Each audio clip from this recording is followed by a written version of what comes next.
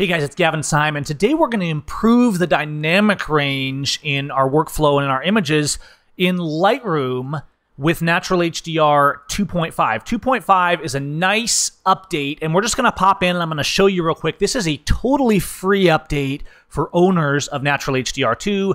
And if you don't have Natural HDR, the preset collection, you can just head over to simeffects.com and get it. So let's not wasting time. We're in Lightroom, and I have some raw files here that are raw, that are unprocessed. This is one I made years ago, and there's quite a bit of dynamic range in this old 5D Mark II file, even more so in raw files today, but my exposure wasn't great.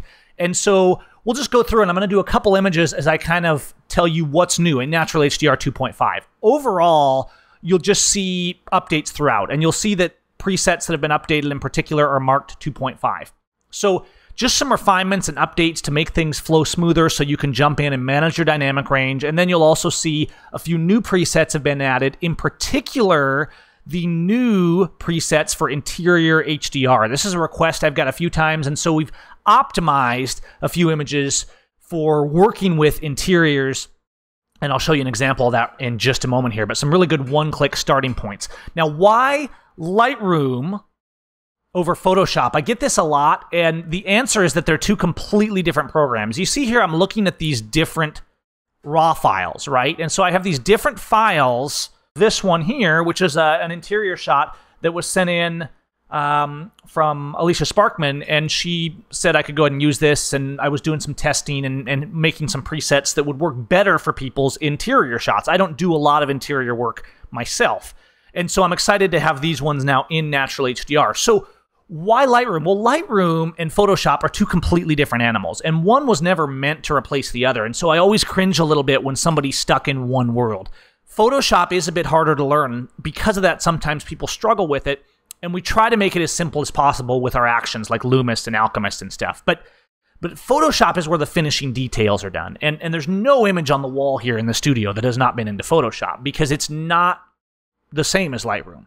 And so Lightroom, however, is better for workflow, it's better for batch processing, and in my view, it's better for really pulling out that initial dynamic range directly from the raw file. So you should have both, is what I'm saying. Whether you're using Lightroom or some other software, you should have both a raw processor and then a pixel level editor, such as Lightroom and then Photoshop. But today we're going to look at Natural HDR 2.5, so let's just pop through, and I'm going to show you kind of a few of the updates and how Natural HDR works. The goal here is to pull out dynamic range in the image without that crazy over-the-top look. Now, there are a few intense looks in Natural HDR because there are occasional times when you want those, but by and large, we want some balance. Okay, so this one's a little dark. Let's go to Portrait Horizons, and I'm going to put Portrait Horizons on there, and it lightens it up. It definitely brings us some dynamic range, but the sky is pretty washed out. So I'm going to go down into here, and this was one of the huge additions to Natural HDR 2 was the atmosphere. So the 3D atmosphere presets are gradients and radials and stuff that really can give you some power. And so we're going to go in, and I'm going to use the RadGrad Magic, which is a mix of radials and gradients and all kinds of stuff. And boom, I mean, you can see there's this huge result.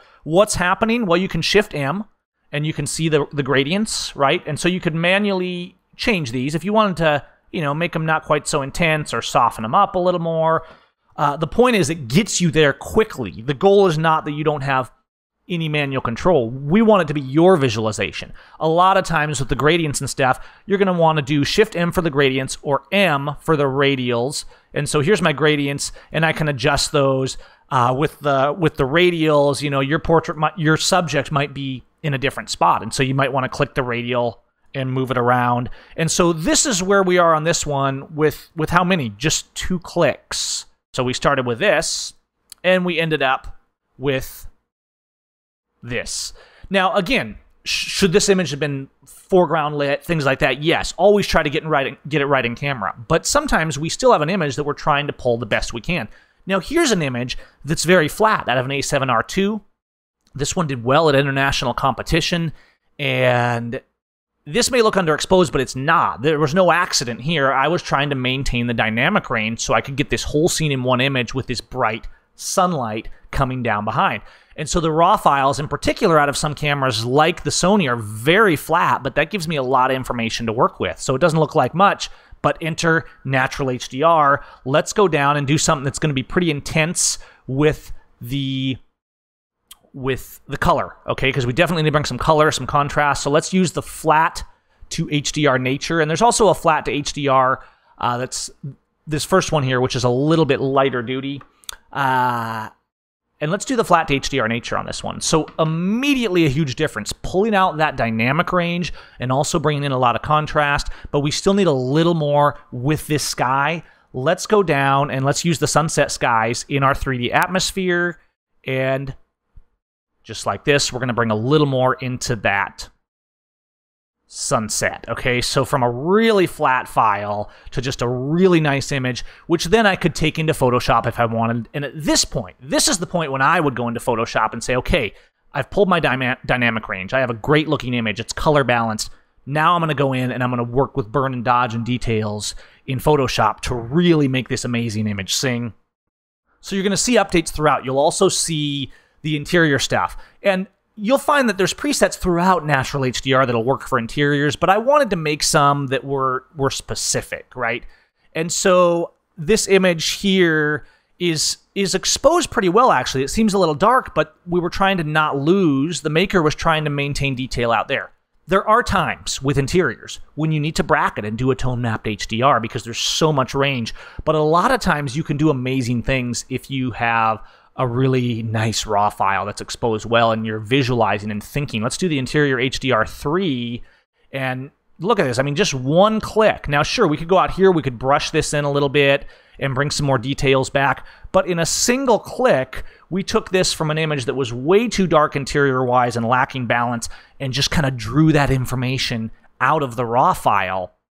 Very powerful stuff in Natural HDR 2.5, and you're going to see updates throughout, right, on things, just little updates on things like harsh sun HDR, for example. Harsh sun can be a real problem.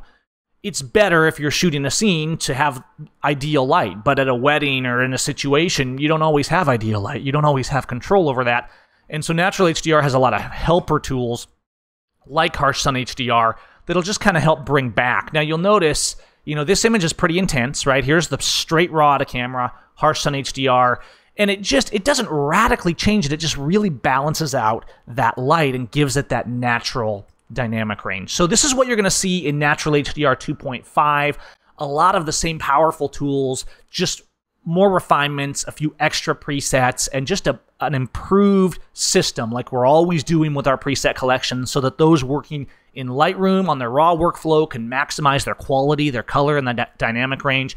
And then people can carry that through to Photoshop and use toolkits like Lumis and Alchemist to really refine those and make them sing. Guys, that's Natural HDR 2.5. You can pick it up over at SimeFX.com, or if you're already a Natural HDR 2 owner, check your inbox for an update email, or shoot us an email with any questions, or if you need us to look it up for you over at SimeFX.com.